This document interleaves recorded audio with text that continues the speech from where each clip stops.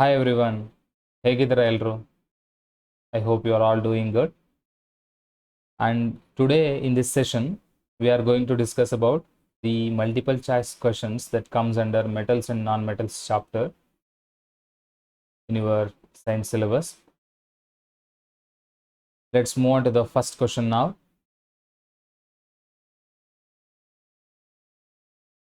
Which of the following property is generally not shown by metals?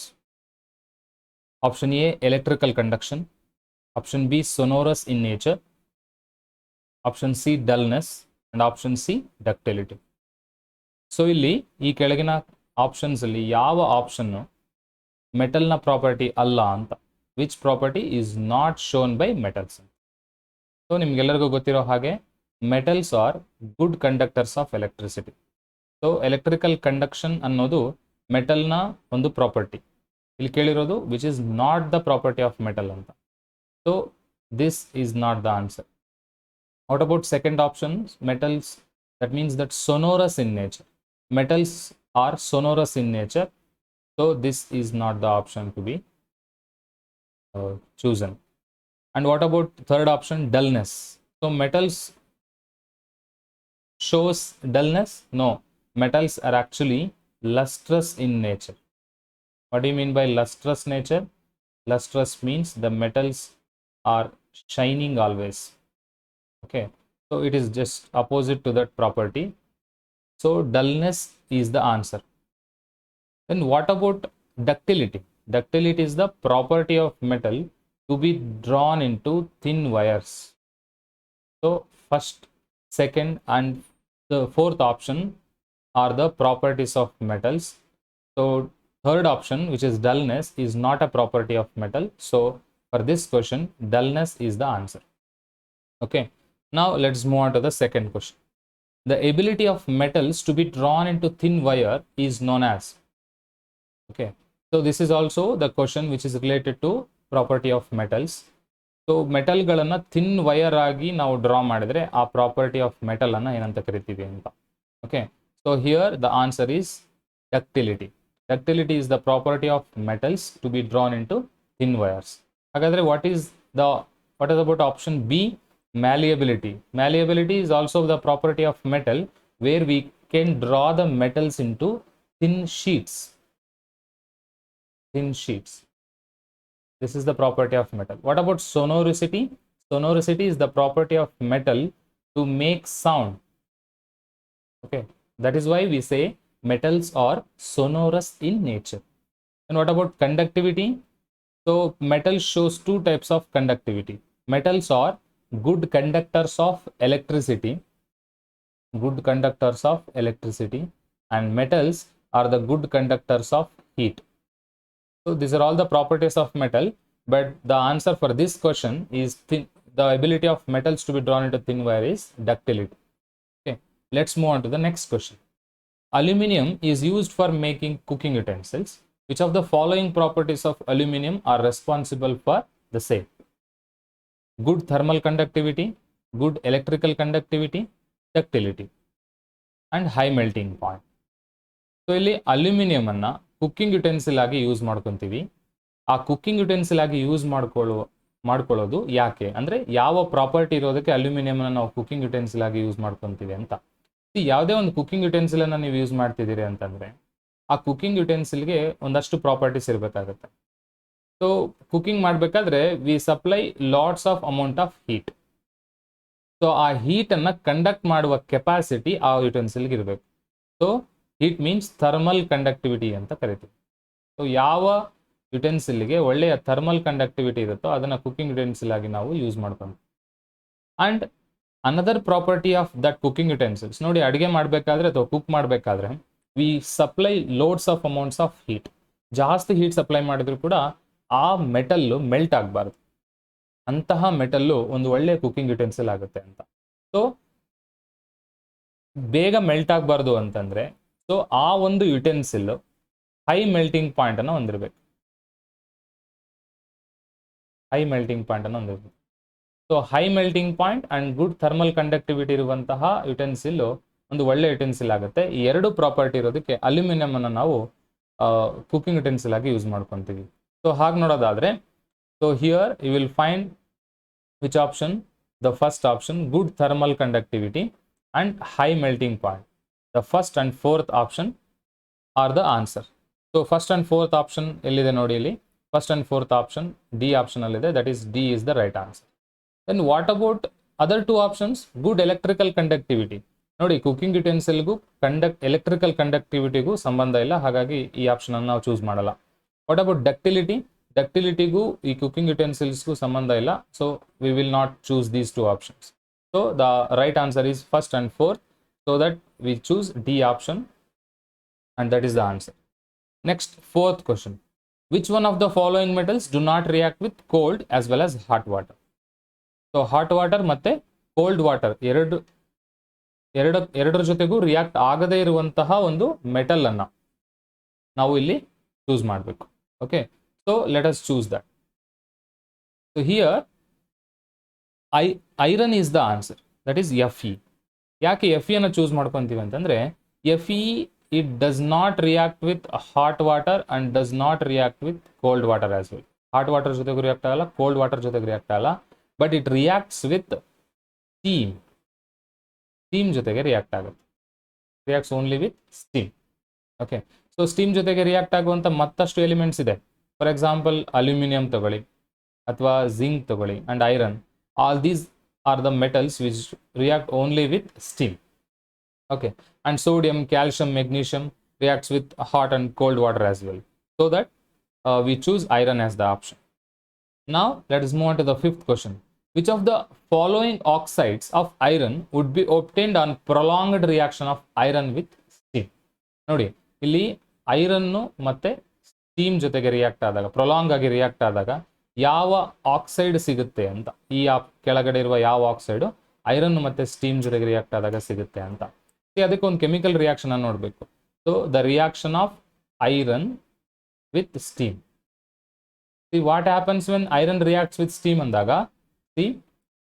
When iron reacts with steam, okay, so it gives rise to Fe3O4 and hydrogen gas will be released.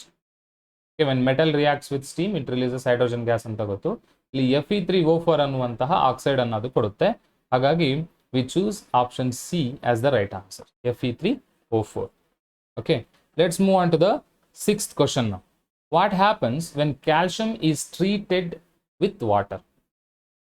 It does not react with water, it reacts violently with water, it reacts less violently with water, and bubbles of hydrogen gas stick to the surface of calcium.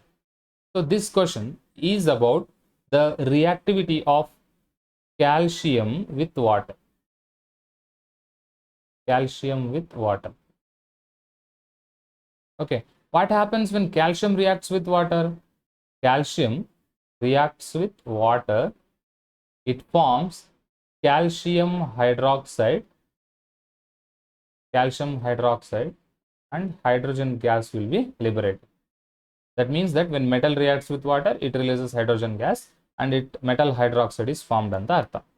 So ಇಲ್ಲಿ ಈ option ಅನ್ನು ನೋಡಿ, actually first option ನೋಡಿದಾಗ ನಮಗೆ ಗೊತ್ತಾಗೋದೇನಂದ್ರೆ, it doesn't react with water ಅಂತ ಹೇಳಿದ್ದಾರೆ, but actually calcium reacts with water. So this option is not the right answer. It reacts violently with water.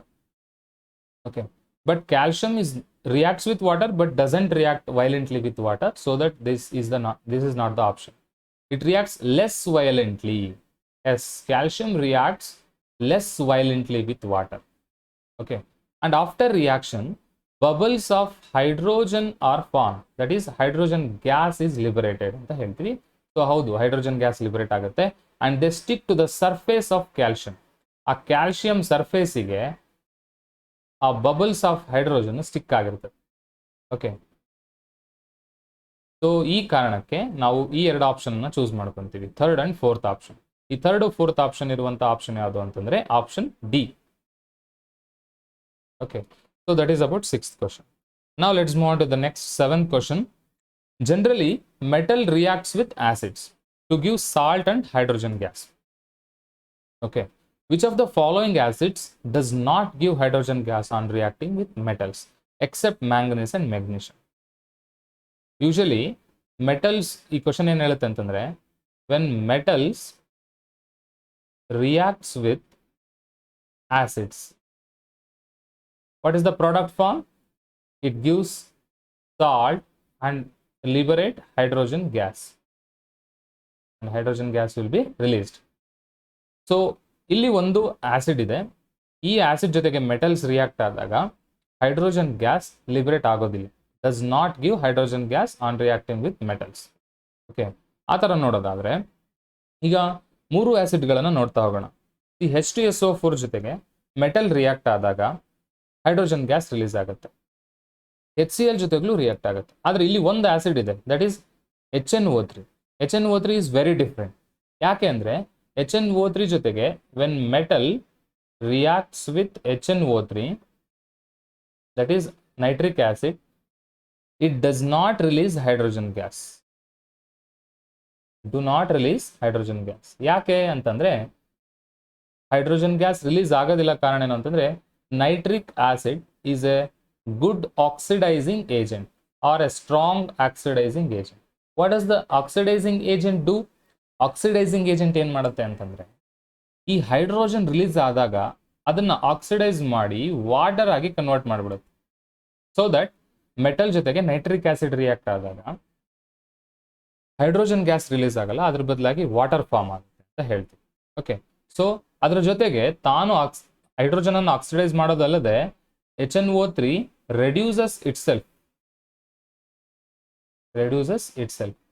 So ತಾನು ಕೂಡ ರೆಡ್ಯೂಸ್ ಆಗಿಬಿಡುತ್ತೆ. ಸೊ ಈ ಒಂದು ಪ್ರಾಪರ್ಟಿ ಇರೋದಕ್ಕೆ HNO3 ಜೊತೆಗೆ ಮೆಟಲ್ ರಿಯಾಕ್ಟ್ ಆದರೆ ಹೈಡ್ರೋಜನ್ ಗ್ಯಾಸ್ ರಿಲೀಸ್ ಆಗೋದಿಲ್ಲ ಅಂತ. So HNO3 is the right answer here. Okay, next question. The composition of aqua regia is dilute HCl and concentrated HNO3 in the ratio 3:1, concentrated HCl and dilute HNO3 in the ratio 3:1, and concentrated HCl, concentrated HNO3 in the ratio 3:1, dilute HCl, dilute HNO3 in the ratio 3:1. Okay, here the question is direct. Aqua regia andre enu anta. Okay, so aqua regia is a mixture, actually mixture of 2 acids. Okay, so yav acid antandre, it is a mixture of concentrated HCl and concentrated nitric acid in the ratio 3:1. Andre concentrated HCl 3 parts ತಗೊಂಡ್ರೆ 1 part concentrated nitric acid ಅನ್ನು ತಗೋಬೇಕು. ಈಗ 3:1 ರೇಷಿಯೋದಲ್ಲಿ ಇವೆರಡನ್ನ mix ಮಾಡಿದ್ರೆ ನಮಗೊಂದು mixer ಸಿಗುತ್ತೆ, ಅದನ್ನ aqua ರೇಜಿಯಾ ಅಂತ ಕರಿತೀವಿ. ನಿಮಗೆ ಗೊತ್ತಿರಬೇಕು ಆಕ್ವಾ ರೇಜಿಯಾ ಏನಕ್ಕೆ ಯೂಸ್ ಆಗುತ್ತೆ. It is the strongest mixture which can be used to melt gold. Actually gold ornaments ಅನ್ನ ಮೆಲ್ಟ್ ಮಾಡೋದಕ್ಕೆ ಅಥವಾ ಗೋಲ್ಡ್ ಅನ್ನ ಮೆಲ್ಟ್ ಮಾಡೋದಕ್ಕೆ ಅಕ್ವಾ ರೇಜಿಯಾವನ್ನು ಯೂಸ್ ಮಾಡ್ತಾರೆ. Okay, next. Which of the following are not ionic compounds? ಈ ಕೆಳಗಿನವುಗಳಲ್ಲಿ ಯಾವುದು ಅಯಾನಿಕ್ ಕಾಂಪೌಂಡ್ ಅಲ್ಲ? Potassium chloride, hydrogen chloride, CCl4 and NaCl. ಈ 4 ಆಪ್ಷನ್ ಇದೆ. ಇದರಲ್ಲಿ ಯಾವುದು ಅಯಾನಿಕ್ ಕಾಂಪೌಂಡ್ ಅಲ್ಲ ಅಂತ. ಸೊ ಅದಕ್ಕೆ ಮುಂಚೆ ನಾವು ಆನ್ಸರ್ ಮಾಡೋಕೆ ಮುಂಚೆ ವಾಟ್ ಈಸ್ ಅಯಾನಿಕ್ ಕಾಂಪೌಂಡ್ ಅಂತ ತಿಳ್ಕೋಬೇಕು. What is ionic compound? Ionic compounds are the compounds obtained by sharing, either donating or receiving of electrons, or either by losing or gaining of electrons ಅಂತಾನು ಹೇಳ್ಬೋದು. So ionic ಕಾಂಪೌಂಡ್ಗಳು ಹಾಗೆ formation ಆಗ್ತದೆ. So ಇಲ್ಲಿ KCl ಅನ್ನು ನೋಡಿ. KCl is the compound which is formed by the reaction of potassium and chlorine. So ಹೇಗೆ react ಆಗುತ್ತೆ ನೋಡಿ. ಇಲ್ಲಿ ಕ್ಲೋರಿನ್ಗೆ ಒಂದು ಅನ್ಪೇರ್ಡ್ ಎಲೆಕ್ಟ್ರಾನ್ ಇದೆ, ಈ ಪೊಟ್ಯಾಷಿಯಂಗೆ ಕೂಡ ಒಂದು ಅನ್ಪೇರ್ಡ್ ಎಲೆಕ್ಟ್ರಾನ್ ಇದೆ ಹೊರಗಡೆ ಔಟರ್ ಮೋಸ್ಟ್ ವೇಲೆನ್ಸ್ ಶೆಲ್ ಅಲ್ಲಿ. So it donate 1 electron to the chlorine and forms the bond between with chlorine, so that it forms potassium chloride. So ionic compound formation ಆಗಿದೆ. ಅಂದರೆ ಇಲ್ಲಿ donating of electron and receiving ಅಥವಾ losing or gaining of electrons ಇಂದ bond formation ಆಗಿ potassium chloride ಸೃಷ್ಟಿಯಾಗಿದೆ. So ಇಲ್ಲಿ ಯಾವುದು ionic compound ಅಲ್ಲ ಅಂತ ಕೇಳ್ತಿದ್ರೆ, but potassium chloride is the ionic compound. So this is not the answer. HCl, what about HCl? HCl is the the compound which is formed in between hydrogen and chlorine. ನಿಮಗೆಲ್ಲ ಗೊತ್ತಿರೋ ಹಾಗೆ ಹೈಡ್ರೋಜನ್ಗೆ ಒಂದು valency electron ಇದೆ, ಇರೋದೇ ಒಂದು electron. So ಅದು ಒಂದು electron ಅನ್ನ ಕ್ಲೋರಿನ್ಗೆ ಡೊನೇಟ್ ಮಾಡೋದಕ್ಕೆ ಸಾಧ್ಯ ಇಲ್ಲ. ಹಾಗಾದ್ರೆ ಅದು ಕ್ಲೋರಿನ್ ಜೊತೆಗೆ ಎಲೆಕ್ಟ್ರಾನ್ ಅನ್ನ ಶೇರ್ ಮಾಡ್ಕೋಬಲ್ಲದು ಅಷ್ಟೇ. ಸೊ ಶೇರಿಂಗ್ ಆಫ್ ಎಲೆಕ್ಟ್ರಾನ್ಸ್ ಇಂದ ಆದ್ರೆ ಅದನ್ನ ನಾವು ಕೋವೆಲೆಂಟ್ ಕಾಂಪೌಂಡ್ ಅಂತ ಕರಿತೀವಿ. ಸೊ ಇಲ್ಲಿ ಹೈಡ್ರೋಕ್ಲೋರಿಕ್ ಆಸಿಡ್ ಅನ್ನ ನಾವು ಚೂಸ್ ಮಾಡ್ಬೋದು. What about CCl4? ನೋಡಿ, ಕಾರ್ಬನ್ ಎಲ್ಲಿರುತ್ತೋ ಅದು ಯಾವಾಗಲೂ ಕೂಡ receiving or donating of electrons ಇಂದ ಬಾಂಡ್ ಅನ್ನ ಫಾರ್ಮೇಶನ್ ಮಾಡೋದಿಲ್ಲ, ಅದು ನಿಮಗೆ ಗೊತ್ತಿದೆ. So carbon always share electrons with other atoms. ಇಲ್ಲಿ ಕಾರ್ಬನ್ ಕ್ಲೋರಿನ್ ಜೊತೆಗೆ ಅಂದ್ರೆ 4 ಕ್ಲೋರಿನ್ ಜೊತೆಗೆ ಒಂದೊಂದು ಎಲೆಕ್ಟ್ರಾನ್ ಅನ್ನ ಶೇರ್ ಮಾಡ್ಕೊಂಡಿರುತ್ತೆ. ಹಾಗಾಗಿ ಶೇರಿಂಗ್ ಆಫ್ ಎಲೆಕ್ಟ್ರಾನ್ಸ್ ಇಂದ ಆಗಿರೋದ್ರಿಂದ ಇದನ್ನು ಕೂಡ ನಾವು ಕೋವೆಲೆಂಟ್ ಕಾಂಪೌಂಡ್ ಅಂತ ಕರಿತೀವಿ, covalent compound. What about sodium chloride? Sodium chloride ಅಲ್ಲಿ ಅಯಾನಿಕ್ ಬಾಂಡ್ ಇರುತ್ತೆ. ಯಾಕೆ ಅಂದ್ರೆ ಸೋಡಿಯಂ ಒಂದು ಎಲೆಕ್ಟ್ರಾನ್ ಹೊಂದಿರುತ್ತೆ ಔಟರ್ ಮೋಸ್ಟ್ ಶೆಲ್ ಅಲ್ಲಿ, ಕ್ಲೋರಿನ್ಗೆ ಒಂದು ಎಲೆಕ್ಟ್ರಾನ್ ಶಾರ್ಟೇಜ್ ಇರುತ್ತೆ. ಸೊ ಒಂದು ಎಲೆಕ್ಟ್ರಾನ್ ಅನ್ನ ಕ್ಲೋರಿನ್ಗೆ ಡೊನೇಟ್ ಮಾಡೋದ್ರ ಮೂಲಕ ಇವೆರಡು ನಡುವೆ ಬಾಂಡ್ ಫಾರ್ಮೇಶನ್ ಆಗುತ್ತೆ. ಅವಾಗ ಸೋಡಿಯಂ ಕ್ಲೋರೈಡ್ ಕಾಂಪೌಂಡ್ ಸೃಷ್ಟಿ ಆಗ್ತದೆ. So that this is set to be ionic compound. ಇಲ್ಲಿ ಎರಡು ಅಯಾನಿಕ್ ಕಾಂಪೌಂಡ್ಸ್ ಇದೆ, ಎರಡು ಕೋವೆಲೆಂಟ್ ಕಾಂಪೌಂಡ್ಸ್ ಇದೆ. ಸೊ ಇಲ್ಲಿ CCl4 can be is not an ionic compound, but sodium chloride is an ionic compound, so this option cannot be chosen. ಇಲ್ಲಿ HCl ಮತ್ತೆ CCl4 ಎರಡನ್ನ ನಾವು ಚೂಸ್ ಮಾಡ್ಕೋಬೇಕು. That is second and third option. Second and third ಇರೋದು option B ನಲ್ಲಿ. So option B is the right answer. Okay, next 10th question. Which one of the following properties is not generally exhibited by ionic compounds? ಈ ಕೆಳಗಿನ 4 ಪ್ರಾಪರ್ಟಿಗಳಲ್ಲಿ ಯಾವುದು ionic ಕಾಂಪೌಂಡಿನ property ಅಲ್ಲ ಅಂತ, which is not generally exhibited by ionic compounds. So what are the properties of ionic compounds? As you know, properties of ionic compounds are, so ionic compounds are soluble in water. Okay, soluble in water. So this is the property of ionic compound. ಇಲ್ಲಿ ಯಾವುದು ionic compound ನ property ಅಲ್ಲ ಅಂತ ಕೇಳಿದರೆ, so ಈ option choose ಮಾಡೋಕ್ಕಾಗಲ್ಲ ನಾವು, solubility, ಯಾಕಂದ್ರೆ ಇದು ಅಯಾನಿಕ್ ಕಾಂಪೌಂಡಿನ property. Electrical conductivity in solid state. Okay, so ionic compounds solid state ಅಲ್ಲಿ ಎಲೆಕ್ಟ್ರಿಕಲ್ ಕಂಡಕ್ಷನ್ ಅನ್ನ ಮಾಡ್ತವಾ? No, ionic compounds will not conduct electricity in solid state. So this option can be chosen. ಇನ್ನೂ 2 options ಇದೆ, ಅದನ್ನು ನೋಡೋಣ. So high melting and high boiling point ಇದೆ. Yes, ionic ಕಾಂಪೌಂಡ್ಗೆ high melting point ಇರುತ್ತೆ, high boiling point ಇರುತ್ತೆ. ಹಾಗಾಗಿ this is the property of ionic compound. ಈ ಆಪ್ಷನ್ ಅನ್ನು ಕೂಡ ನಾವು ಚೂಸ್ ಮಾಡೋಕ್ಕಾಗಲ್ಲ. ಓಕೆ, ಸೊ ಇದು ಇಲ್ಲ, ಮತ್ತೆ ಸಾಲ್ಯುಬಲ್ ಇನ್ ವಾಟರ್ನ ಚೂಸ್ ಮಾಡೋಕ್ಕಾಗಲ್ಲ. Electrical conductivity in molten state. Molten state ಅಲ್ಲಿ ಅಯಾನಿಕ್ ಕಾಂಪೌಂಡ್ಗಳು ಎಲೆಕ್ಟ್ರಿಕಲ್ ಕಂಡಕ್ಟಿವಿಟಿನ ಮಾಡ್ತವೆ. So this is also not the right option. So ಇಲ್ಲಿ ಆಪ್ಷನ್ ನಾವು ಚೂಸ್ ಮಾಡಬೇಕಾಗಿರೋದು electrical conductivity in solid state.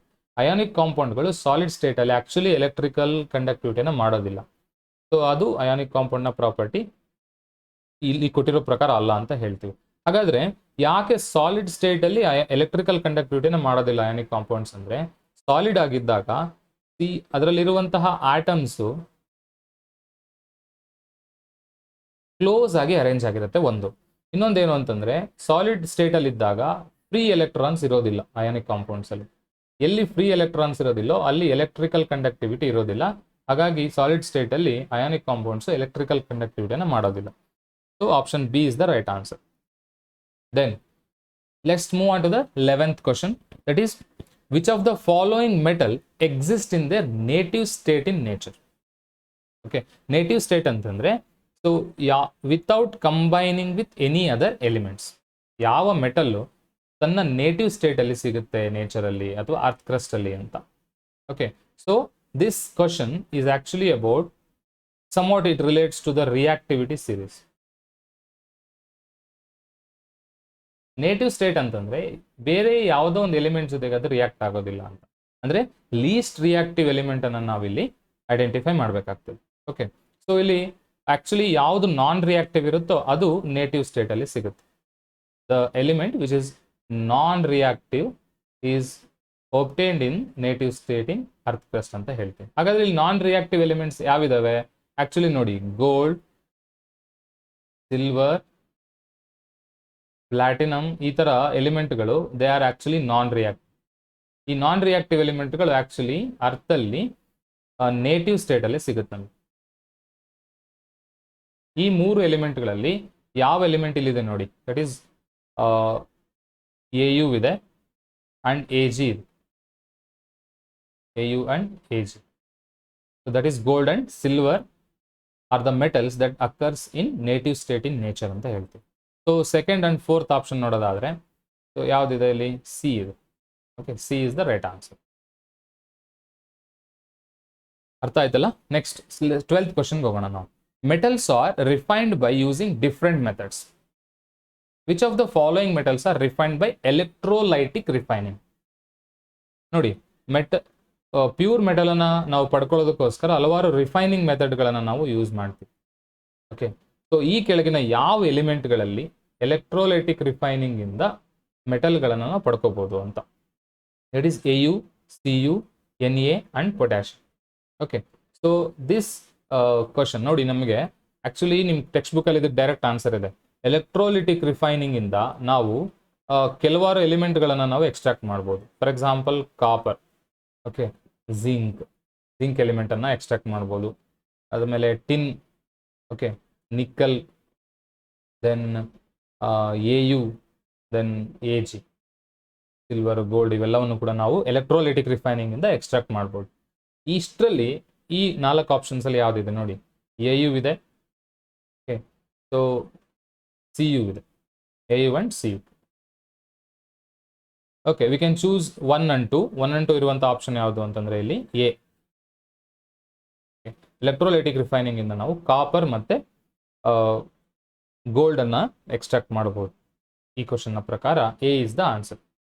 Okay, let's move on to the 13th question. Here the silver particles become black on prolonged exposure to air.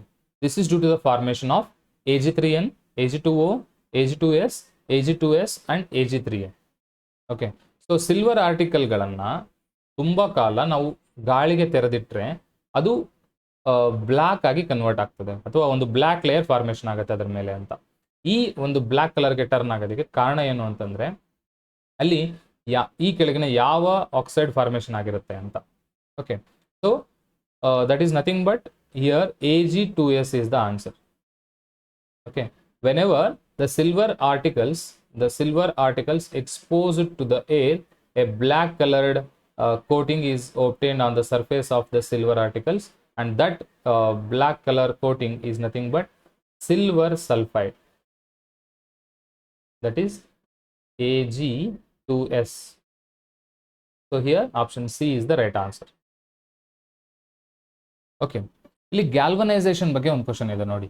Galvanization is a method of protecting iron from rusting by coating with a thin layer of gallium, aluminum, zinc and silver. Actually, what is galvanization? Galvanization is the method of coating of zinc metal. ಏನಕ್ಕೋಸ್ಕರ galvanisation ಮಾಡ್ತೀವಿ? Iron articles ಮೇಲೆ galvanisation ಮಾಡ್ತೀವಿ to prevent rusting ಅನ್ನ prevent ಮಾಡೋ ಒಂದು method ಅನ್ನ galvanisation ಅಂತೀವಿ. ಇಲ್ಲಿ ಜಿಂಕ್ ಮೆಟಲ್ ಅನ್ನ ಕೋಟ್ ಮಾಡ್ತೀವಿ ಐರನ್ ಮೇಲೆ. ಓಕೆ, ಸೊ ಹಾಗಾಗಿ zinc is the right answer. Next, stainless steel is very useful material for our life. In stainless steel iron is mixed with nickel and chromium, copper and chromium, nickel and copper and AU, that is gold. Okay, ನೋಡಿ, stainless steel ಬಗ್ಗೆ ಎಲ್ಲರಿಗೂ ಗೊತ್ತಿದೆ. It is very useful material in our life, V accept that. In stainless steel, actually what is stainless steel? Stainless steel is an alloy. Alloy is a mixture of, it is a homogeneous mixture ಅಂತ ನಿಮಗೆಲ್ಲ ಗೊತ್ತಿದೆ. Alloy ಅಂದ್ರೆ it is a mixture of metals and non metals ಅಂತೀವಿ. ಆದ್ರೆ ಇಲ್ಲಿ stainless steel ಅಲ್ಲಿ iron is the major element. Iron ಜೊತೆಗೆ okay nickel ಮತ್ತೆ ಕ್ರೋಮಿಯಂ ಅನ್ನು ನಾವು ಮಿಕ್ಸ್ ಮಾಡ್ತೀವಿ. Okay, so stainless steel is an alloy of iron plus nickel plus chromium. ಈ ಮೂರನ್ನ ಸೇರಿಸಿ ಸ್ಟೇನ್ಲೆಸ್ ಸ್ಟೀಲ್ ಅನ್ನು ಪ್ರಿಪೇರ್ ಮಾಡ್ತಾರೆ. ಹಾಗಾಗಿ option A is the right answer. Okay, ನಾವು ನೆಕ್ಸ್ಟ್ ಕ್ವಶನ್ಗೆ ಹೋಗೋಣ. ನೋಡಿ, if copper is kept open in air, ಗಾಳಿಯಲ್ಲಿ ತೆರೆದಿಟ್ಟಾಗ ಕಾಪರ್ ಅನ್ನ ಅದು ಶೈನಿಂಗ್ ಸರ್ಫೇಸ್ ಅನ್ನ ಕಳ್ಕೊಳ್ತಾ ಹೋಗುತ್ತೆ. ಓಕೆ, ಆ ಬ್ರೌನ್ ಸರ್ಫೇಸ್ ಹೋಗುತ್ತೆ, ಜೊತೆಗೆ ಒಂದು ಗ್ರೀನ್ ಕೋಟಿಂಗ್ ಫಾರ್ಮೇಶನ್ ಆಗುತ್ತೆ. ಈವನ್ ನಾವು ಹಳೆಯ ಕಾಲದ ಒಂದು ಕಾಪರ್ ಆರ್ಟಿಕಲ್ಸ್ ಅನ್ನು ನೋಡಿದ್ರು ಕೂಡ ಅದ್ರ ಮೇಲೆ ಒಂದು ಗ್ರೀನ್ ಕೋಟಿಂಗ್ ನಮಗೆ ಕಾಣಿಸುತ್ತೆ. ಈ ಗ್ರೀನ್ ಕೋಟಿಂಗ್ ಯಾಕೆ, ಏನ್ ಫಾರ್ಮೇಶನ್ ಆಗೋದ್ರಿಂದ ಅಲ್ಲಿ ಗ್ರೀನ್ ಕೋಟಿಂಗ್ ಸೃಷ್ಟಿ ಆಗುತ್ತೆ? Copper sulphate, copper carbonate, copper nitrate and copper oxide. Okay, ಇಲ್ಲಿ ಒಂದು ರಿಯಾಕ್ಷನ್ ಅನ್ನ ನೋಡೋಣ. ಕಾಪರ್ ಏರಿಗೆ ಎಕ್ಸ್ಪೋಸ್ ಆದಾಗ ಏನೇನಾಗುತ್ತೆ ಅಂತ. See, when copper expose to the moist air, actually moist air ಅಂದ್ರೆ ಏರ್ ಅಲ್ಲಿ ಆಕ್ಚುಲಿ ಏನೇನಿರುತ್ತೆ? ಫಾರ್ ಎಕ್ಸಾಂಪಲ್ ನೋಡಿ, ವಾಟರ್ ಇರ್ಬೋದು, ದಟ್ ಈಸ್ ಮಾಯ್ಶ್ಚರ್ ಇರ್ಬೋದು, ಕಾರ್ಬನ್ ಡೈಆಕ್ಸೈಡ್ ಇರುತ್ತೆ, ಮತ್ತೆ ಆಕ್ಸಿಜನ್ ಇರುತ್ತೆ. ಇವೆಲ್ಲದರ ಜೊತೆಗೆ ಕಾಪರ್ ರಿಯಾಕ್ಟ್ ಆಗಿ ಲಾಂಗ್ ಟರ್ಮ್ ಅಲ್ಲಿ ಕಾಪರ್ ಹೈಡ್ರಾಕ್ಸೈಡ್ ಅನ್ನ ಕೊಡುತ್ತೆ. ಅಂಡ್ ಮೋಸ್ಟ್ ಇಂಪಾರ್ಟೆಂಟ್ಲಿ, ಈ ಗ್ರೀನ್ ಕೋಟಿಂಗ್ ಬರೋದಕ್ಕೆ ಕಾರಣ ಏನು ಅಂತಂದ್ರೆ ಒಂದು ಬೇಸಿಕ್ ಕಾಪರ್ ಕಾರ್ಬೋನೇಟ್ ಫಾರ್ಮೇಶನ್ ಆಗುತ್ತೆ. And this basic copper carbonate is actually green in colour. ಅದು ಫಾರ್ಮೇಶನ್ ಆಗೋದ್ರಿಂದ ಆ ಶೈನಿಂಗ್ ಸರ್ಫೇಸ್ ಎಲ್ಲ ಹೋಗ್ಬಿಟ್ಟು ಕಾಪರ್ ಆರ್ಟಿಕಲ್ ಮೇಲೆ ಒಂದು ಗ್ರೀನ್ ಕೋಟಿಂಗ್ ಸೃಷ್ಟಿ ಆಗುತ್ತೆ. So basic copper carbonate is the option here. That is V choose CuCO3 as the answer. Okay, CuCO3 is the answer here. Next, generally metals are solid in nature. Which one of the following metals is found in liquid state at room temperature? Here the question is direct. Metals always ಯಾವಾಗಲೂ ಏನಿರುತ್ತೆ? Solid state ಅಲ್ಲಿ ಇರುತ್ತೆ. ಆದರೆ ಕೆಲವು metals, some exceptions ಇರುತ್ತಲ್ಲ, ಒಂದು liquid metal ಇದೆ ಅಂದ್ರೆ ರೂಮ್ ಟೆಂಪರೇಚರ್ ಅಥವಾ ನಾರ್ಮಲ್ ಟೆಂಪರೇಚರ್ ಅಲ್ಲಿ ಅದು ಲಿಕ್ವಿಡ್ ಆಗಿರುತ್ತೆ. ಅದು ಯಾವ ಮೆಟಲ್ ಅಂತ? The answer is direct here.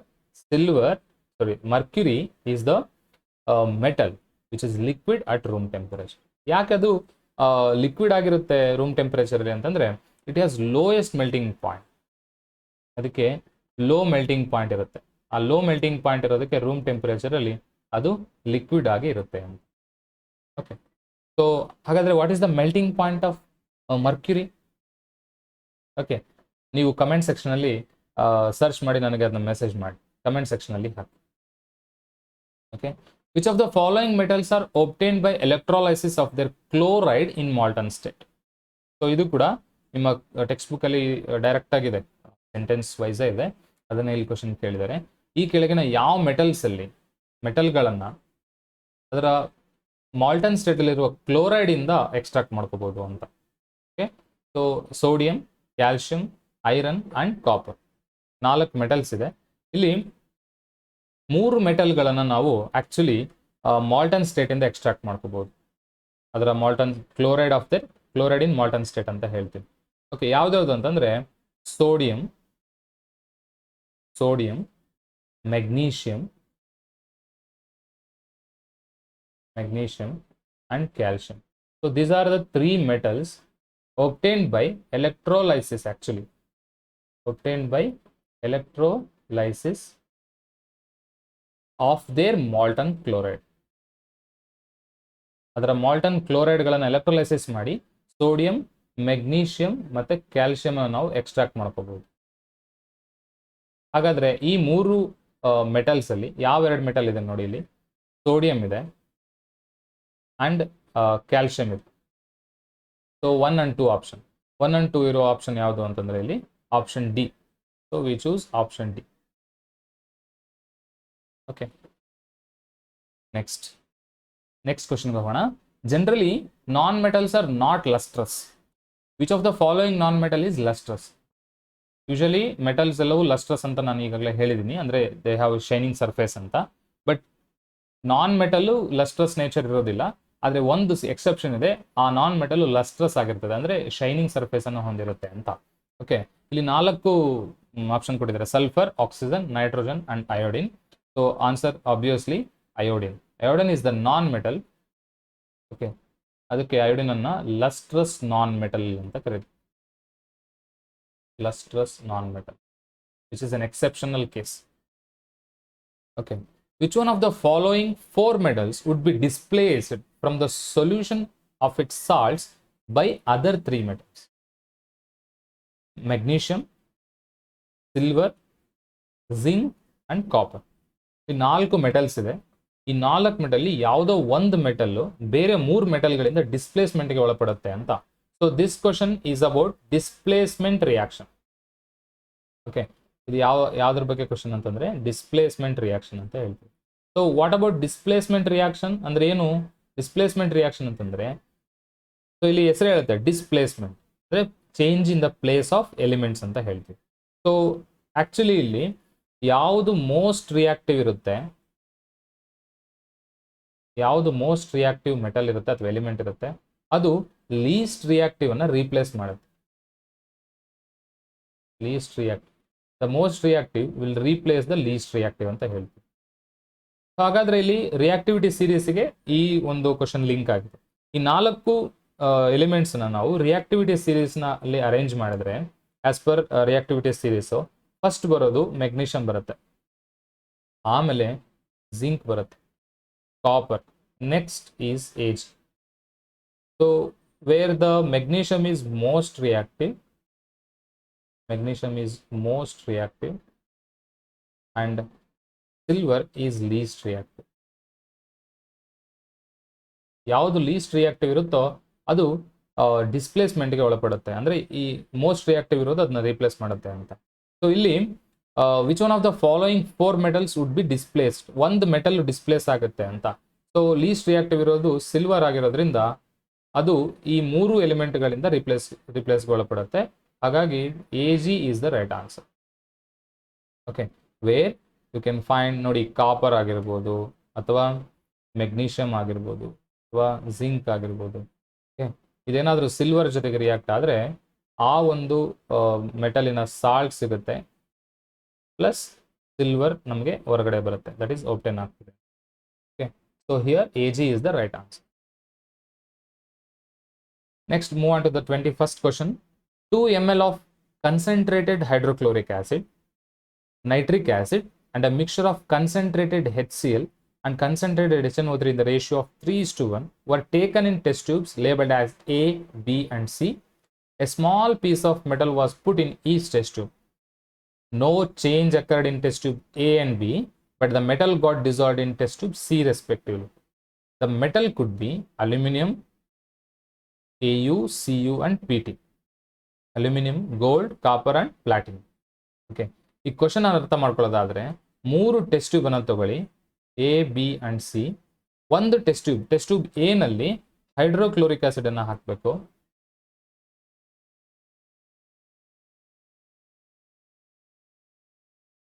Test tube A is filled with 2 ml of hydrochloric acid and test tube B is filled with 2 ml of nitric acid and test tube C is filled with HCl and HNO3 in the ratio 3:1. Okay, so ಇದರ ಬಗ್ಗೆ ನಾನು ಈಗಾಗಲೇ ಹೇಳಿದ್ದೀನಿ. The ratio 3:1 HCl HNO3 ಅನ್ನು ಕನ್ಸಂಟ್ರೇಟೆಡ್ acids ಅನ್ನು mix ಮಾಡಿದ್ರೆ ಅದು ಒಂದು ಮಿಕ್ಸರ್ ಆಗುತ್ತೆ, that is nothing but ಅಕ್ವಾರೇಜಿಯನ್.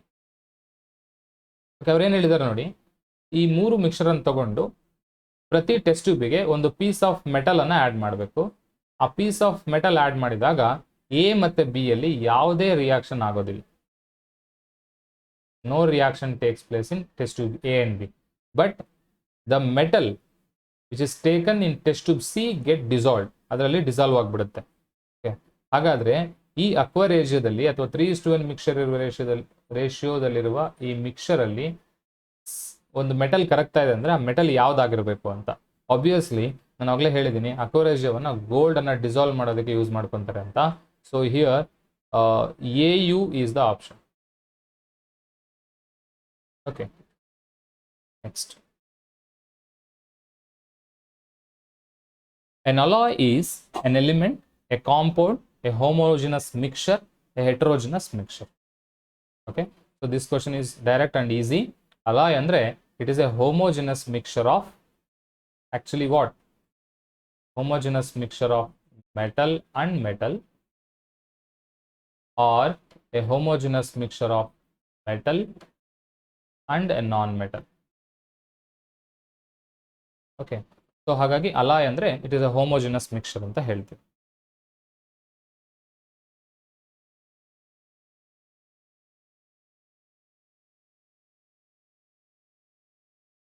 Now let's move on to the next question. An electrolytic cell consists of positively charged cathode, negatively charged anode, positively charged anode, and negatively charged cathode. Okay. So here the question is about the electrolytic cell. Electrolytic cell ಅಲ್ಲಿ cathode ಯಾವ್ದಿರುತ್ತೆ ಮತ್ತೆ anode ಯಾವ್ದಿರುತ್ತೆ ಅಂತ. ನಿಮಗೆ ಗೊತ್ತಿರಲಿ, ಯಾವುದೇ ಒಂದು cell ತಗೊಂಡಾಗ first for example cathode anode ಅನ್ನೋದಕ್ಕಿಂತ ಮುಂಚೆ ಅಯಾನ್ಗಳನ್ನು ನೋಡೋಣ. ಎರಡು ರೀತಿ ಅಯಾನ್ಸ್ ಇದೆ. Okay, there are two types of ions. One is cation and another one is anion based on the charge they have. Okay, what about cation? Cation is positively charged ion and anion is negatively charged ion. Okay, so it is positively charged yadu cation and anion is negatively charged. ಅದೇ ರೀತಿ ಒಂದು electrolytic cell ಅಲ್ಲಿ electrode ಗಳನ್ನು ನಾವು use ಮಾಡ್ತೀವಿ. When it comes to electrodes, there are two types of electrodes, that is cathode and anode. So name similarity ನೋಡ್ಕೊಂಡ್ರೆ actually ಇದು positively charge ಆಗಬೇಕು. ಆದರೆ when it comes to electrodes, cation in the positively charged ಆಗಿದ್ರೆ cathode is negatively charged and anode is positively charged. Okay, so ಹಾಗಾಗಿ ನಾವು option ಅನ್ನು choose ಮಾಡೋದಾದ್ರೆ electrodes which is cathode is negatively charged. ಇಲ್ಲಿ negatively charged cathode ಎಲ್ಲಿದೆ? Option 4 ಇದೆ ನೋಡಿ. Here negatively charged cathode and anode is positively charged, so positively charged anode. So we find two options, that is third and fourth option is right. So ಇಲ್ಲಿ third and fourth option ಇರೋದು ಯಾವುದು? Option B. So here option B is the right answer. ಅರ್ಥ ಆಯ್ತಲ್ಲ? Now let's move on to the next question, that is 24th question in this series. During electrolytic refining of zinc, it gets deposited on cathode, deposited on anode, and deposited on cathode as well as anode, and remains in the solution ಅಂತ. Okay, so ಇದು electrolytic refining of zinc ಬಗ್ಗೆ ಕೇಳಿರುವಂತ question. So electrolytic refining ಅಲ್ಲಿ ಏನಾಗುತ್ತೆ actually ಅಂತಂದ್ರೆ, ನಾವು ಎರಡು ಎಲೆಕ್ಟ್ರೋಡ್ಗಳನ್ನು ತಗೊಳ್ತೀವಿ electrolytic refining ಅಲ್ಲಿ. ಒಂದು we take two electrodes actually. So first electrode is anode and another one is cathode. ಆ ಆನೋಡ್ ಅನ್ನ ನಾವು ಯಾವ್ದ್ರಿಂದ ತಯಾರು ಮಾಡಿರ್ತೀವಿ ಅಂತಂದ್ರೆ ಇಂಪ್ಯೂರ್ ಮೆಟಲ್ ಇಂದ ತಯಾರು ಮಾಡ್ತೀವಿ. Anode is made up of impure metal. Impure metal contain a metal to be extracted. ಯಾವ ಮೆಟಲ್ ಅನ್ನ ನಾವು ಎಕ್ಸ್ಟ್ರಾಕ್ಟ್ ಮಾಡ್ಬೇಕಂತಿದೀವಿ, ರಿಫೈನ್ ಮಾಡ್ಬೇಕಂತಿದೀವಿ, ಆ ಒಂದು ಮೆಟಲ್ ಇನ್ನೊಂದೇ ಮಾಡಿರುವಂತಹ ಆನೋಡ್ ಅನ್ನ ತಗೊಳ್ತೀವಿ. And cathode is very thin and it is made up of pure metal on which the impure metal ನಲ್ಲಿರುವಂತಹ pure metal ಬಂದು ಡೆಪಾಸಿಟ್ ಆಗೋದು ಪ್ಯೂರ್ ಮೆಟಲ್ ಮೇಲೆ. ಓಕೆ, ಸೊ ಇಲ್ಲಿ ಒಂದು ಮೆಟಲ್ ಸಾಲ್ಟ್ ಸೊಲ್ಯೂಷನ್ ಅನ್ನ ತಗೊಂಡಿರ್ತೀವಿ. Metal salt solution. ಆ metal salt solution ಅನ್ನು ನಾವು ಎಲೆಕ್ಟ್ರೋಲೈಟ್ ಆಗಿ ತಗೊಂಡಿರ್ತೀವಿ. On passing electric current to the electrolyte, the pure metal present in impure anode, that is impure metal ಇಂದ ಮಾಡಿರುವ ಆನೋಡ್ ಅಲ್ಲಿರುವ ಮೆಟಲ್ ಎಲ್ಲವೂ ಕೂಡ, ಓಕೆ, ಸೊ ಆನೋಡ್ ನಲ್ಲಿರುವ ಪ್ಯೂರ್ ಮೆಟಲ್ ಕ್ಯಾಥೋಡ್ಗೆ ಬಂದು ಡೆಪಾಸಿಟ್ ಆಗುತ್ತೆ, which is containing pure metal. Okay, so anode ಅಲ್ಲಿರುವ pure metal cathode ಮೇಲೆ ಡೆಪಾಸಿಟ್ ಆಗುತ್ತೆ. ಇಲ್ಲೇನು ಕೇಳಿದರೆ, during electrolytic refining of zinc, ಆ ಜಿಂಕ್ ಎಲ್ಲಿ ಹೋಗಿ ಡೆಪಾಸಿಟ್ ಆಗುತ್ತೆ ಅಂತ.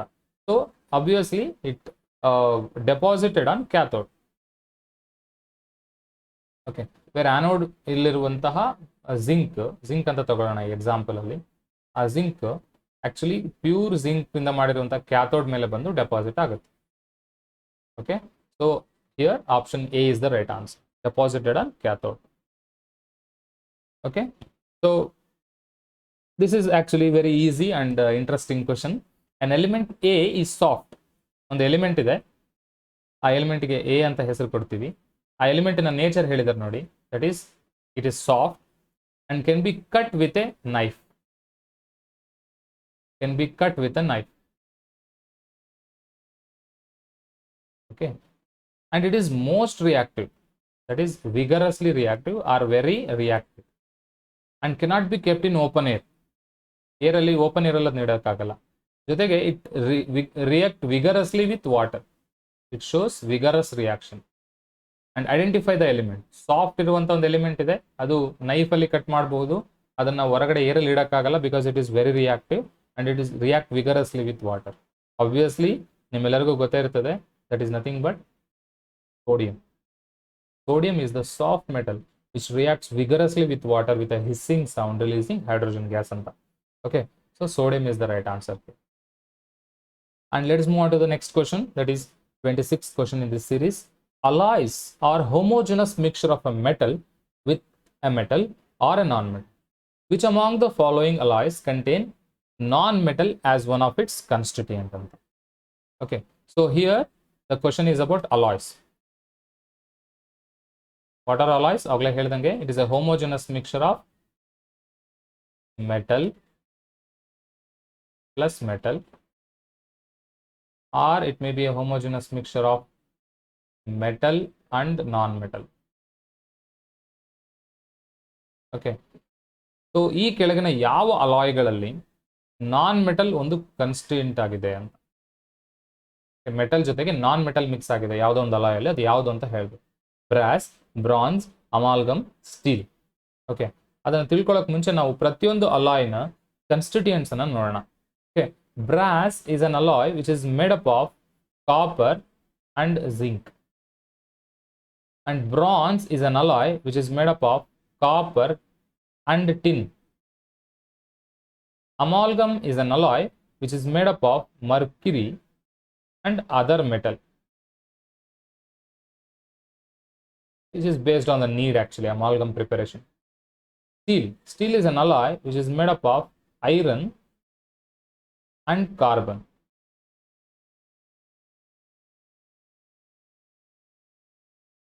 Okay, which is made up of iron and carbon. So ಇಲ್ಲಿ ಅಬ್ಸರ್ವ್ ಮಾಡ್ತಾ ಬನ್ನಿ, ಯಾವುದೋ ಒಂದು ಎಲಿಮೆಂಟ್ ಇದೆ, ಯಾವುದೋ ಒಂದು ಅಲಾಯ್ ಇದೆ, ಅಲಾಯ್ ಅಲ್ಲಿ ಒಂದು ನಾನ್ ಮೆಟಲ್ ಕನ್ಸ್ಟಿಟ್ಯೂಯೆಂಟ್ ಇದೆ ಅಂತ. ಸೊ ಬ್ರಾಸ್ ಅನ್ನ ನೋಡ್ತಾ ಬಂದ್ರೆ ಬ್ರಾಸ್ ಅಲ್ಲಿ ಎರಡು ಕನ್ಸ್ಟಿಟ್ಯೂಯೆಂಟ್ಸ್ ಇದೆ, ಒಂದು ಕಾಪರ್ ಒಂದು ಜಿಂಕ್.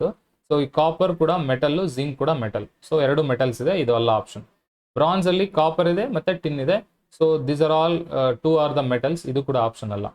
ಸೊ ಅಮಾಲ್ಗಮ್ ಇದೆ ನೋಡಿ, ಇಲ್ಲಿ ಮರ್ಕ್ಯುರಿ ಮತ್ತೆ ಇನ್ನೊಂದು ಯಾವ್ದಾದ್ರು ಮೆಟಲ್ ಇರುತ್ತೆ. ಮರ್ಕ್ಯುರಿ ನಮಗೆ ಲಿಕ್ವಿಡ್ ಮೆಟಲ್ ಅಂತ ಈಗಾಗಲೇ ಡಿಸ್ಕಸ್ ಮಾಡಿದ್ವಿ, ಅದೊಂದು ಮೆಟಲ್, ಜೊತೆಗೆ ಇನ್ನೊಂದು ಮೆಟಲ್ ಇದ್ದೇ ಇರ್ತದೆ. ಸೊ ಎರಡು ಕೂಡ ಮೆಟಲ್, ಇದು ಕೂಡ ಆಪ್ಷನ್ ಅಲ್ಲ. ಬಟ್ ಸ್ಟೀಲ್ ತಗೊಂಡಾಗ ಇಲ್ಲಿ ಐರನ್ ಇದೆ, iron which is a metal, and ಇನ್ನೊಂದು ಕನ್ಸ್ಟಿಟ್ಯೂಯೆಂಟ್ ಇದೆ carbon. Carbon is actually a non metal. So non metal constituent ಇರುವಂತಹ ಒಂದು ಅಲಾಯ್ ಯಾವುದು ಅಂತಂದ್ರೆ ಈ 4 ಆಪ್ಷನ್ ಅಲ್ಲಿ steel. So we choose for steel. Steel is the right answer. Okay, so next question, which among the following statement is incorrect for magnesium metal? magnesium ಗೆ metal ಗೆ ಸಂಬಂಧಿಸಿದಂತೆ ಈ 4 ಆಪ್ಷನ್ ಅಲ್ಲಿ ಯಾವುದು ಇನ್ಕರೆಕ್ಟ್ ಅಂತ. ಓಕೆ, ಸೊ ಒಂದೊಂದು option ನೋಡ್ತಾ ಹೋಗೋಣ. It burns in oxygen with a dazzling white flame. So ನಿಮಗೆ ಗೊತ್ತಿದ್ದಂಗೆ ಮೆಗ್ನೀಷಿಯಂ ರಿಯಾಕ್ಟಿವಿಟಿ ಸೀರೀಸ್ ಅಲ್ಲಿ ಪ್ರಾರಂಭದಲ್ಲೇ ಬರುತ್ತೆ. It is highly reactive and it reacts with oxygen with a dazzling flame. So it is react highly ಅಂತ ಹೇಳ್ತೀವಿ. So ಅದಕ್ಕೆ supportive statement ಇದೆ, ಹಾಗಾಗಿ ಇದು ಆನ್ಸರ್ ಅಲ್ಲ. Magnesium reacts with cold water to form magnesium oxide and evolves hydrogen gas. Okay, so magnesium never react with cold water actually. Never react with cold water. But ಇವ್ರು ಹೇಳಿರೋದೇನು, it reacts with cold water ಅಂತ. So ಈ option ಅನ್ನು ನಾವು choose ಮಾಡಬಹುದು. Is not or incorrect for magnesium metal. Okay, what about the third one? It reacts with hot water. Yes, magnesium readily reacts with hot water to form magnesium hydroxide and evolve hydrogen gas. Hot water ಜೊತೆಗೆ react ಆಗಿ magnesium hydroxide ಅನ್ನು formation ಮಾಡುತ್ತೆ, hydrogen gas ಅನ್ನು release ಮಾಡ್ತದೆ. Magnesium also reacts with steam to form magnesium hydroxide and hydrogen gas will be released. Okay, so this is also the property of magnesium, and third one, fourth one also the properties of magnesium. But the only option which is incorrect is the option B. ಏನಂತ ಕೊಟ್ಟಿದ್ದಾರೆ ಅವರು, it reacts with cold water ಅಂತ ಕೊಟ್ಟಿದ್ದಾರೆ, react with cold water, but actually the magnesium will never react with cold water. So we go for option B. Next question is 28th question. Which among the following alloys contain mercury as one of its constituent? ಈ ಕೆಳಗಿನ ಅಲಾಯ್ಗಳಲ್ಲಿ ಯಾವುದರಲ್ಲಿ Mercury ಒಂದು ಕನ್ಸ್ಟಿಟ್ಯೂಯೆಂಟ್, major constituent ಆಗಿರುತ್ತೆ ಅಂತ. Stainless steel, alnico, solder and zinc amalgam.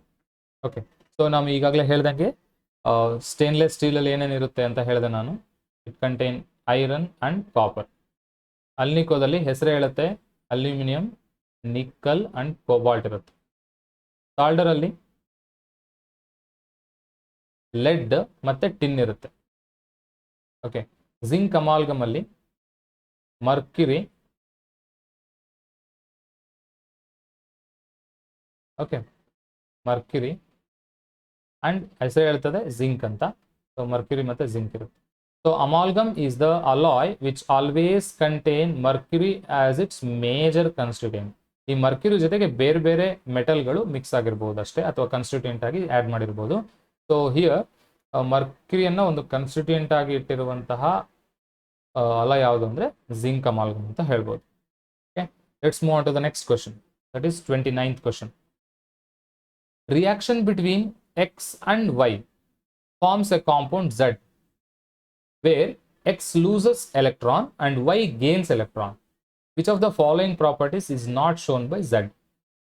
Has a high melting point, low melting point, conduct electricity in molten state, and occur as a solid.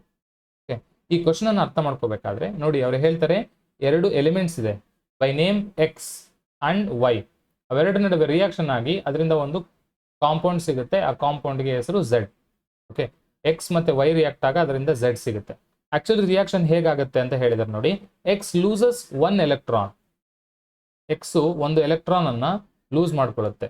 And Y that electron, Y is gains the electron. X ಇಂದ ಒಂದು electron ಅನ್ನು ತಗೊಳುತ್ತೆ, X ಒಂದು electron ಅನ್ನು donate ಮಾಡುತ್ತೆ. So by either by sharing, no, ಇಲ್ಲಿ donating, ಒಂದು donate ಮಾಡುತ್ತೆ, ಇನ್ನೊಂದು ರಿಸೀವ್ ಮಾಡ್ಕೊಳ್ಳುತ್ತೆ. Okay, so here X loses one electron and Y gains one electron. So here ಏನು losing or gaining of electrons ಇಂದ ಆಗಿರೋದ್ರಿಂದ ಇಲ್ಲಿ ಬರುವಂತಹ ಕಾಂಪೌಂಡು ಅಯಾನಿಕ್ ಕಾಂಪೌಂಡ್ ಆಗಿರುತ್ತೆ. The Z is ionic compound because it is formed by losing or gaining of electrons ಅಂತ ಹೇಳ್ತೀವಿ. Okay, so ಹಾಗಾದ್ರೆ Z ಒಂದು ಅಯಾನಿಕ್ ಕಾಂಪೌಂಡ್ ಆದಾಗ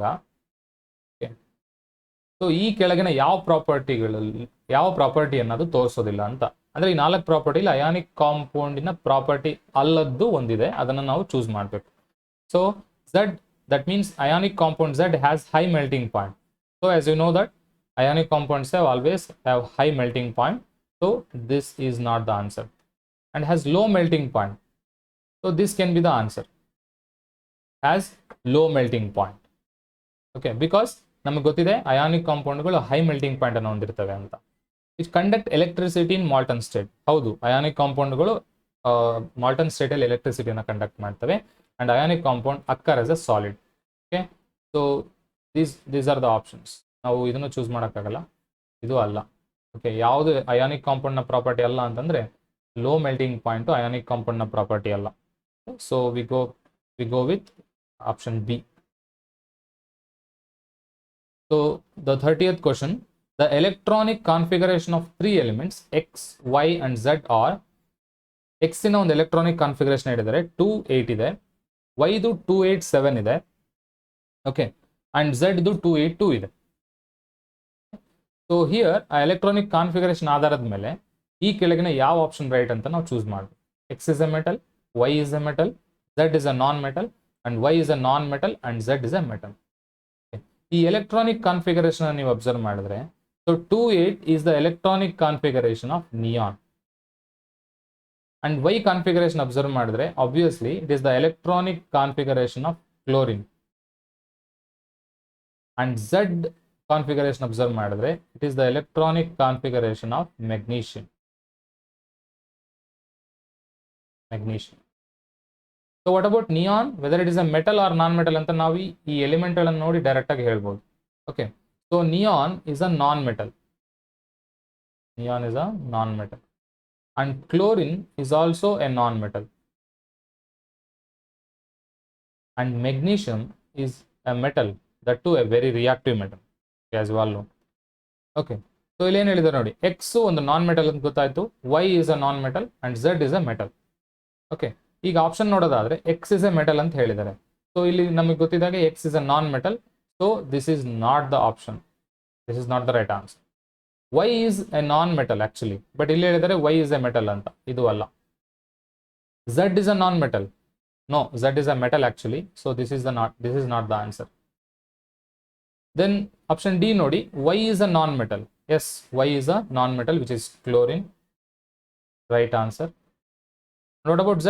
Z is a metal, so we proved that Z, magnesium, which is a metal, and Z is a metal. So we go with the answer option D, where Y is a non metal and Z is a metal.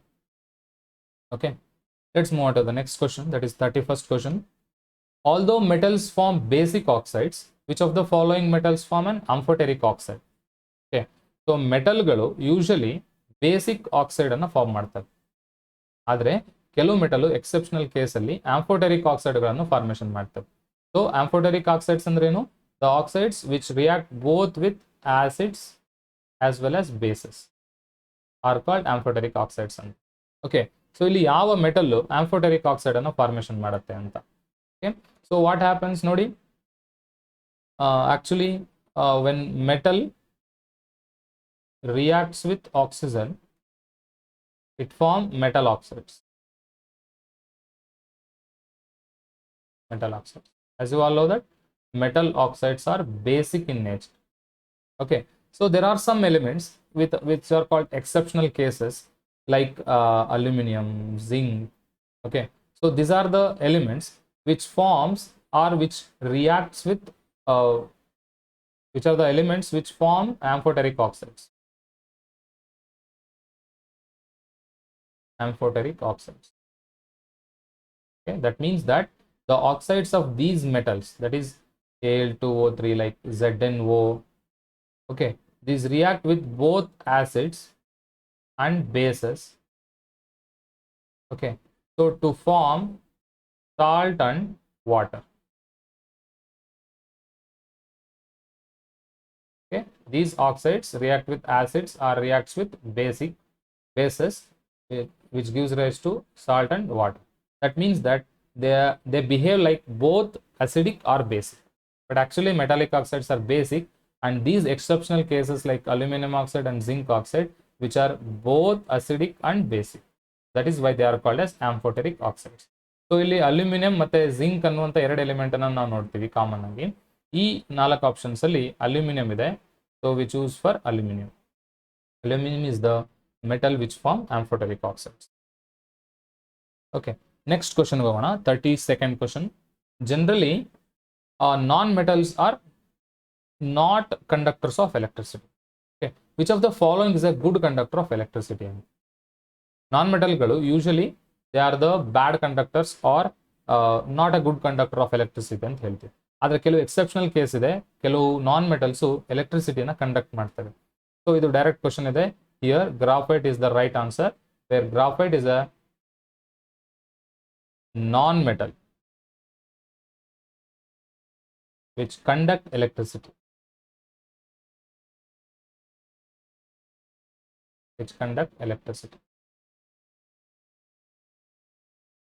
Next, electrical wires have a coating of an insulating material. The material generally used is, ಅಂದ್ರೆ electric ವೈರ್ಗಳಲ್ಲಿ ಒಂದು insulating material ಅನ್ನು coating ಮಾಡಿರ್ತಾರೆ. ಆ insulating material ಯಾವುದು ಅಂತ.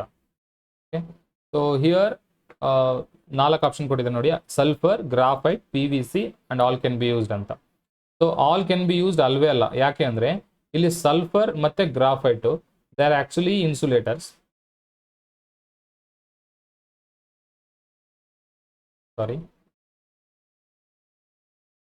So ಇವಾಗ ನಾವು ತಾನೇ ನೋಡಿದೀವಿ ನೋಡಿ, ಇಲ್ಲಿ ನಾವು it is a conduction of electricity ಅಂತ. ಆಕ್ಚುಲಿ ಇನ್ಸುಲೇಟರ್ ಅಂದ್ರೆ the material which does not allow the electricity to pass through it ಅಂತ. So graphite is a conductor ಅಂತ ಪ್ರೂವ್ ಆಗಿದೆ. ಸೊ ಇದು ಆಪ್ಷನ್ ಅಲ್ಲ, ಇನ್ಸುಲೇಟಿಂಗ್ ಮೆಟೀರಿಯಲ್ ಆಗೋದು ಯೂಸ್ ಮಾಡೋಕ್ಕಾಗಲ್ಲ. sulfur is actually the insulator, but it cannot be used as a insulating material for the copper wire because it is very brittle. ಅದನ್ನ ನಾವು copper wire ಅಥವಾ aluminium ವೈರ್ನ ಹೊರಗಡೆ mould ಮಾಡೋಕ್ಕಾಗಲ್ಲ because it is very brittle. Okay, so ಇನ್ನು ಉಳಿದಿದ್ದ option ಯಾವುದು ಅಂದರೆ PVC, polyvinyl chloride ಅಂತ ಹೇಳ್ತೀವಿ. This is the material which is used as insulating material in electric wires as a coating. Okay, so we go with the option C, that is PVC. Next, 34th question. Which of the following non-metal is a liquid?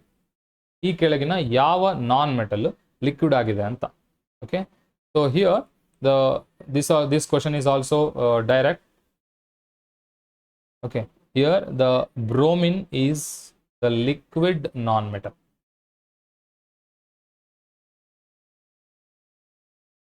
Liquid non-metal. Understood? Now let's move on to the next question. That is 35th question. Which of the following can undergo a chemical reaction?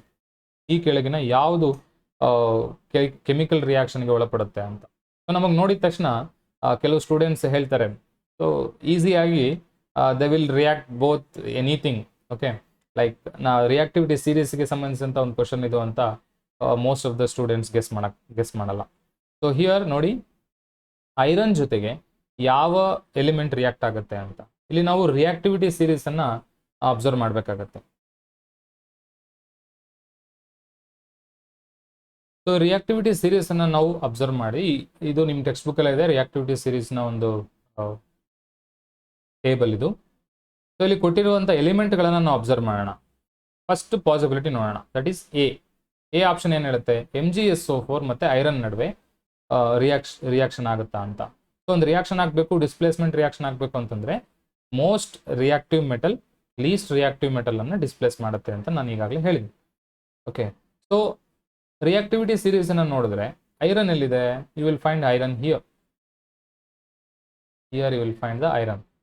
Okay, what about the metal zinc ಎಲ್ಲಿ, sorry magnesium ಎಲ್ಲಿದೆ ನೋಡಿ, magnesium is here. So when compared to these two elements, magnesium is most reactive. Okay, magnesium is most reactive when compared to iron. Okay, so iron cannot replace or displace magnesium because magnesium is most reactive. So this reaction is not possible. Then what about zinc sulfate and iron? So iron illide reactivity series alli, zinc adra melgade ide. So the reactivity of zinc is more than iron. So ಇಲ್ಲಿ list reactive ಆಗಿರುವಂಥ iron most reactive ಆಗಿರೋ ಜಿಂಕ್ನ displays ಮಾಡೋದಕ್ಕೆ ಸಾಧ್ಯ ಇಲ್ಲ. So ಇವೆರಡರ ನಡುವೆ reaction ಆಗಲ್ಲ. Then what about MgSO4 and PB, that is lead and magnesium sulphate. So in reactivity series ಅಲ್ಲಿ you will find lead here, ಇಲ್ಲಿದೆ lead. Okay, so lead. What about magnesium is here. So that reactivity series ಅಲ್ಲಿ magnesium is most reactive than lead. So ಇಲ್ಲಿ lead which is less reactive cannot replace the most reactive magnesium. So illu kuda reaction agodakke sadhya illa. Then remaining option onde ide, CSO4 and Fe. So this will be the answer. Yake antandre nodi reactivity series alli copper illide. So when we come to reactivity series, here is the copper and the iron is the above the copper. That means that iron is most reactive when compared to copper. That is, iron, the reactivity of iron is greater than copper. So the most reactive iron replaces the least reactive copper. So reaction is possible. What happens when magnesium copper sulfate reacts with iron, that it forms ferrous sulfate, FeSO4 plus Cu will be obtained anta heltivi. So this reaction is possible. CSO4 and Fe undergoes chemical reaction. ನೋಡಿ ಇಲ್ಲಿ reactivity series ಮೇಲೆ ಈ ಚಾಪ್ಟರ್ಲಿ most of the questions repeat ಆಗಿದೆ, ಹಾಗಾಗಿ you should be very thorough about reactivity series. Okay, now let us move on to the next question. A covalent molecule having a double bond between its atoms is hydrogen, oxygen, water and ammonia. Okay, ಈ ಕೆಳಗಿನ covalent molecule ಅಲ್ಲಿ double bond ಇರುವಂಥ molecule ಯಾವುದು ಅಂತ. Okay, so it is easy. So hydrogen molecule is in the form of H2 ಇರುತ್ತೆ. ಅದು ಹೇಗೆ formation ಆಗಿರುತ್ತೆ, ಒಂದು ಎಲೆಕ್ಟ್ರಾನ್ ಅನ್ನ ಶೇರ್ ಮಾಡ್ಕೊಂಡಿರುತ್ತೆ, ಹಾಗಾಗಿ H and H ಅಂತ ಹೇಳ್ತೀವಿ. ಆಕ್ಸಿಜನ್ ಅಲ್ಲಿ ಎರಡು ಆಕ್ಸಿಜನ್ಗಳು ಎರಡೆರಡು ಎಲೆಕ್ಟ್ರಾನ್ಗಳನ್ನ ಇನ್ನೊಂದು ಆಕ್ಸಿಜನ್ ಜೊತೆಗೆ ಶೇರ್ ಮಾಡ್ಕೊಂಡಿರುತ್ತೆ. ಹಾಗಾಗಿ O and O ನಡುವೆ ಡಬಲ್ ಬಾಂಡ್ ಇರುತ್ತೆ. Okay, so water that is H2O, HOH, that is oxygen ಅಲ್ಲಿ ಎರಡು ಅನ್ಪೇರ್ಡ್ ಎಲೆಕ್ಟ್ರಾನ್ಸ್ ಇರುತ್ತೆ. It share 2 electron with 2 hydrogen atoms. ಇಲ್ಲೂ ಕೂಡ ಸಿಂಗಲ್ ಬಾಂಡ್ ಇದೆ. What about ammonia? Is NH3. So nitrogen ಅಲ್ಲಿ 3 unpaired electrons ಇರುತ್ತೆ. ಹಾಗಾಗಿ ಇದು 3 ಹೈಡ್ರೋಜನ್ ಜೊತೆಗೆ 3 ಎಲೆಕ್ಟ್ರಾನ್ ಅನ್ನ ಶೇರ್ ಮಾಡ್ಕೊಂಡಿರುತ್ತೆ. ಇಲ್ಲೂ ಕೂಡ ಸಿಂಗಲ್ ಬಾಂಡ್ ಇರುತ್ತೆ. So the only covalent molecule which is having 2 bonds in between atoms is oxygen, that is O2. Okay, here oxygen is the right answer. Next, 37th question. A common metal which is highly resistant to corrosion. Okay, so iron, copper, aluminum, magnesium. Okay, so this question is about corrosion of metals. Corrosion of metals. Okay, so here the answer is aluminum. Why aluminum is chosen here? Because aluminum is most reactive, actually most reactive element anta helತೀವಿ.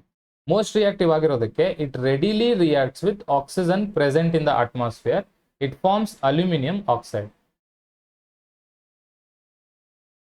So ನಾವು ಈಸಿಯಾಗಿ ಹೇಳ್ಬೋದು most reactive ಆಗಿರೋದ್ರಿಂದ ಅದು ಬೇಗ corrosion ಆಗುತ್ತೆ ಅಂತ. But aluminium is a very special metal which reacts with oxygen present in air and it form aluminium oxide.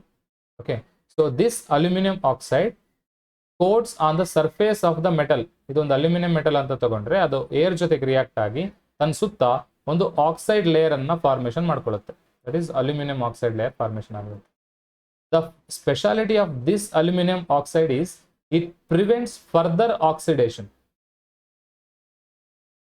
It prevents further oxidation.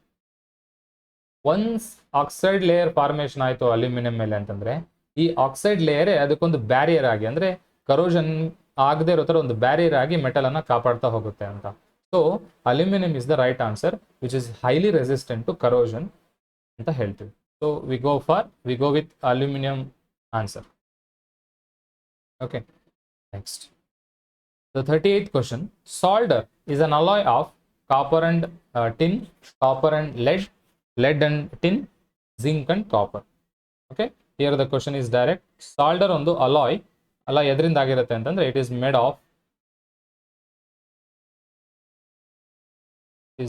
up of lead and tin.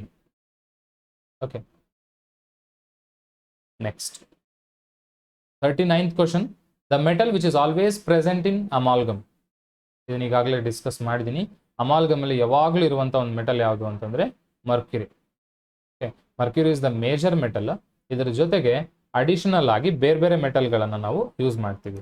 ಯಾವ್ದು use ಮಾಡ್ಬೋದು? Copper ನ mix ಮಾಡ್ಬೋದು, ಅಥವಾ silver ಅನ್ನ mix ಮಾಡ್ಬೋದು, zinc ಅನ್ನ mix ಮಾಡ್ಬೋದು.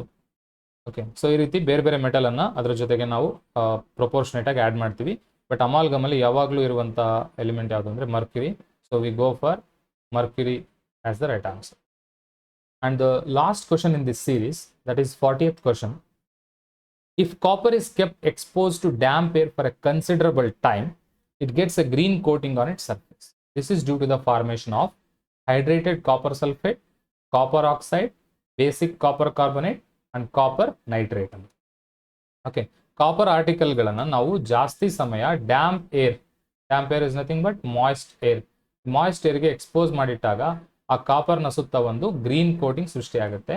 So ಆ ಗ್ರೀನ್ ಕೋಟಿಂಗ್ ಯಾಕೆ ಸೃಷ್ಟಿಯಾಗುತ್ತೆ ಅಂತ, ಓಕೆ, ಸೊ ಇದನ್ನ ನಾವು ಒಂದು ರಿಯಾಕ್ಷನ್ ಮೂಲಕ ನೋಡೋಣ. Okay, when copper is reacts with damp air or moist air which contain water, carbon dioxide and oxygen, it forms copper hydroxide, okay, and a basic copper carbonate. Okay, so ಈ basic copper carbonate formation ಆಗೋದ್ರಿಂದ ಅಲ್ಲಿ ಒಂದು green coating ಅಲ್ಲಿ ಸೃಷ್ಟಿ ಆಗುತ್ತೆ. So that we can say copper carbonate is the answer, which is green in color. So ಈ 4 option ಅಲ್ಲಿ basic copper carbonate option C is the right answer. Okay, so this actually is not a completion of multiple choice questions. Metals and non metals chapter ಅಲ್ಲಿ thousands of question ಅನ್ನು ನಾವು frame ಮಾಡ್ಬೋದು. ಆದರೆ ನಾವಿಲ್ಲಿ NCERT ಅವರು prefer ಮಾಡಿರುವಂತಹ exemplar questions ಅನ್ನು solve ಮಾಡಿದ್ದೀವಿ. ಕೆಲವು ಕ್ವಶನ್ಸು ಈಗ ಕರ್ನಾಟಕ SSLC KCEB ಇಂದ ಮಾಡಿರುವ ಬೋರ್ಡ್ ಕ್ವಶನ್ ಪೇಪರ್ ಅಲ್ಲಿರುವ ಕೆಲವು ಕ್ವಶನ್ಸ್ ಅನ್ನ ಇಲ್ಲಿ ಸಾಲ್ವ್ ಮಾಡಿದ್ದೀನಿ. ಮತ್ತಷ್ಟು ಇಂಪಾರ್ಟೆಂಟ್ ಕ್ವಶನ್ಸ್ ಅನ್ನ ಆಡ್ ಮಾಡಿಕೊಂಡು ಟೋಟಲಿ 40 ಕ್ವಶನ್ಸ್ಗೆ ಈ ಸೀರೀಸ್ ಅನ್ನು ನಾವು ಕಂಪ್ಲೀಟ್ ಮಾಡ್ತಾ ಇದೀವಿ. ಸೊ ಯಾಕೆ 40 ಕ್ವಶನ್ ಅಂದ್ರೆ it is a magic number. ಈಗ ಯಾಕಂದ್ರೆ ಪ್ರತಿ ಸಬ್ಜೆಕ್ಟ್ಗೂ 40 ಮಾರ್ಕ್ಸ್ಗೆ ಮಲ್ಟಿಪಲ್ ಚಾಯ್ಸ್ ಕ್ವಶನ್ ಇರುತ್ತೆ. ಆದರೆ ನಮ್ಮ ಪ್ಲಾನ್ ಏನು ಅಂತಂದ್ರೆ ಪ್ರತಿ ಚಾಪ್ಟರ್ ಇಂದ 40 ಕ್ವಶನ್ಸ್ ಅನ್ನ ಇಂಪಾರ್ಟೆಂಟ್ ಕಾನ್ಸೆಪ್ಟ್ ವೈಸ್ 40 ಕ್ವಶನ್ಸ್ ಅನ್ನ ಎಕ್ಸ್ಟ್ರಾಕ್ಟ್ ಮಾಡಬೇಕು ಅನ್ನೋದು. ಸೊ ಇದು ಈ ಸೀರೀಸ್ ನಲ್ಲಿ 40 ಕ್ವಶನ್ಸ್ ನಾವು ಡಿಸ್ಕಸ್ ಮಾಡಿದೀವಿ. ನೆಕ್ಸ್ಟ್ ಚಾಪ್ಟರ್ ಅನ್ನ ಇನ್ನೊಂದು ಸೀರೀಸ್ ಅಲ್ಲಿ ನಾವು ಡಿಸ್ಕಸ್ ಮಾಡೋಣಂತೆ. So thanks for watching online Gurukul YouTube channel. So don't forget to subscribe and ನಿಮ್ಮ ಒಪಿನಿಯನ್ ಅನ್ನ ಕಮೆಂಟ್ ಸೆಕ್ಷನ್ ಅಲ್ಲಿ ಕಮೆಂಟ್ ಮಾಡಿ ತಿಳಿಸಿ. ನಿಮಗೆ ಯಾವುದಾದ್ರೂ ತುಂಬಾ ಇಂಪಾರ್ಟೆಂಟ್ ಅನಿಸಿದ ಕ್ವಶನ್ ಇತ್ತು ಅಂತಂದ್ರೆ ಅಥವಾ ಏನಾದರೂ ಡೌಟ್ ಇತ್ತು ಅಂದ್ರೂ ಕೂಡ ಕಮೆಂಟ್ ಸೆಕ್ಷನ್ ಅಲ್ಲಿ ಕಮೆಂಟ್ ಮಾಡಿ. ಎಲ್ಲ ಕ್ವಶನ್ಗೂ ಅಥವಾ ಎಲ್ಲ ಕ್ವೆರೀಸ್ಗೂ ನಾನು ಆನ್ಸರ್ ಮಾಡ್ತೀನಿ. Thanks for watching online Gurukul and don't forget to subscribe. Thank you so much.